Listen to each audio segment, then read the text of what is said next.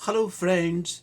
आज मैं आपसे common proverbs in English part 10 में कुछ प्रोवर्ब्स यानी कहावतों की चर्चा करूंगा।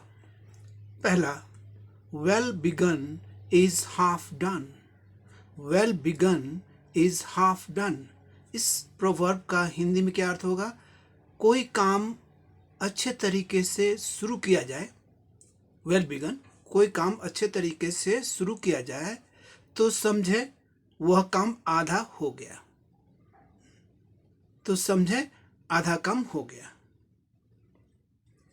Next, if you snooze. Snooze माने नींद की झपकी लेना, नींद की झपकी लेना। If you snooze you lose. इस प्रोवर्ब का हिंदी में क्या अर्थ होगा? जो सोया वो खोया। जो सोया वो खोया। नेक्स्ट देखें, first things first. First thing first. इस प्रोवर्ब का हिंदी में अर्थ, जो जरूरी या महत्वपूर्ण काम है उसे पहले करना चाहिए। जो जरूरी या महत्वपूर्ण काम है उसको पहले करना चाहिए। First things first. Next, actions speak louder than words. इस प्रोवर्ब का हिंदी क्या हो जाएगा? कथनी से बड़ा करनी होता है। जो कहते हैं उससे भी ज्यादा बड़ा, उससे भी ज्यादा प्रभावकारी क्या होता है? करनी। उस काम को, उस बात को करके दिखा देना। इसी को कहा जाता है actions speak louder than words. कथनी से बड़ा करनी होता है। Next, it's better to be safe than sorry. It's better to be safe than sorry. इस इंग्लिश प्रोवर्ब का हिंदी में क्या अर्थ होगा? अच्छा है कि कोई काम सावधानी पूर्वक करें ताकि बाद में पछताना न पड़े। इसी बात को it's better to be safe than sorry. अच्छा है कि कोई काम सावधानी पूर्वक, ध्यान पूर्वक करे ताकि बाद में पछताना न पड़े। सोच विचार करें, है ना।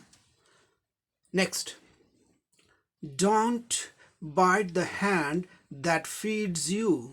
Don't bite the hands that feeds you. इस प्रोवर्ब का हिंदी में क्या अर्थ होगा? जिस डाली पर बैठे हो उसी को मत काटो, यानी विश्वासघात मत करो।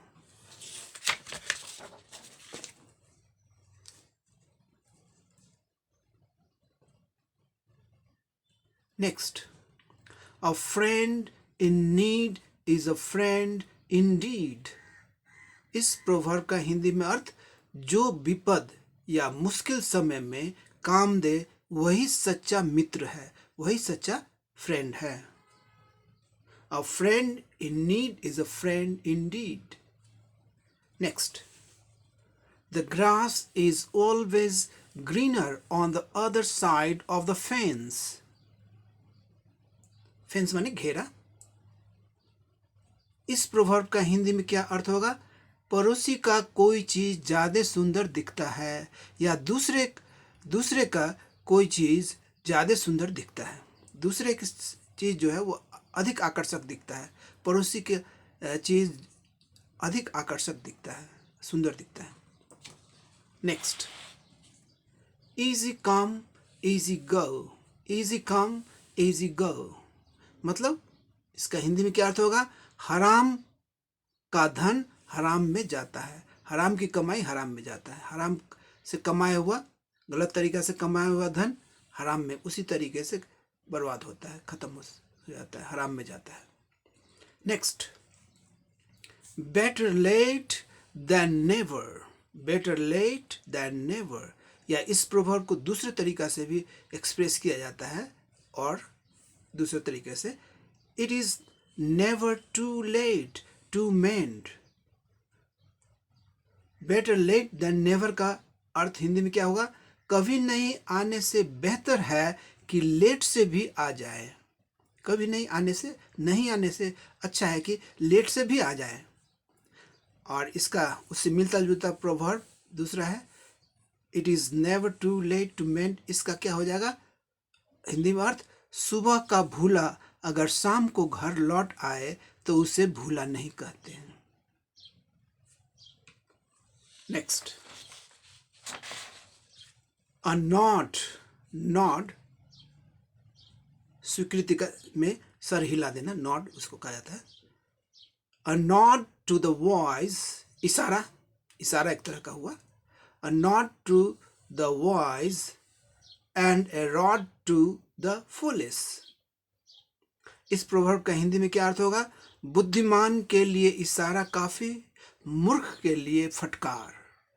बुद्धिमान के लिए इशारा काफी, मूर्ख के लिए फटकार। Next, errors and omissions are accepted। इस प्रोवर्ब का हिंदी में क्या होगा अर्थ? भूल चूक लेनी देनी। व्यापार में लेन देन होता है, उसमें कुछ गलती भी हो जाती है, कभी कभी, कभी ज़्यादा दिला जाता है पैसा, कभी कम आ जाता है।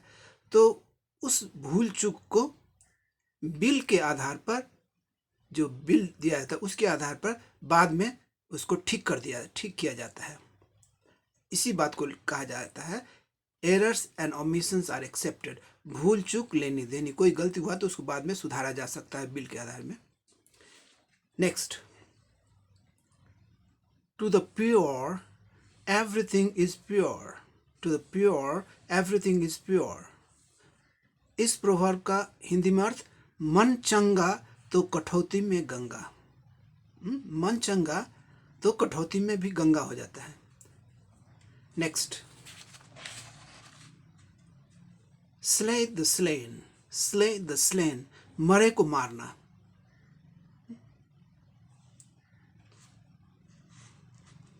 जैसे कि कोई कहे क्या मरे को मार रहे हो, है ना, इसी को कहा जाता है स्ले द स्लेन, मरे को मारना।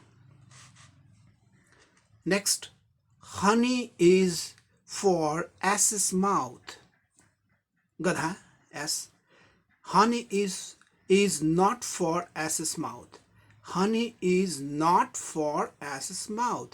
या इसको दूसरे तरीका से भी एक्सप्रेस किया जाता है इस अर्थ को, फर्स्ट डिजर्व, पहले योग्य बने, देन डिजायर, तब इच्छा करे।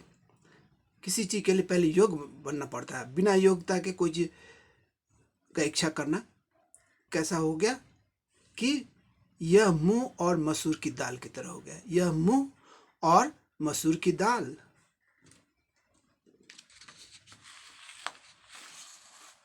Next, last one, silence is golden.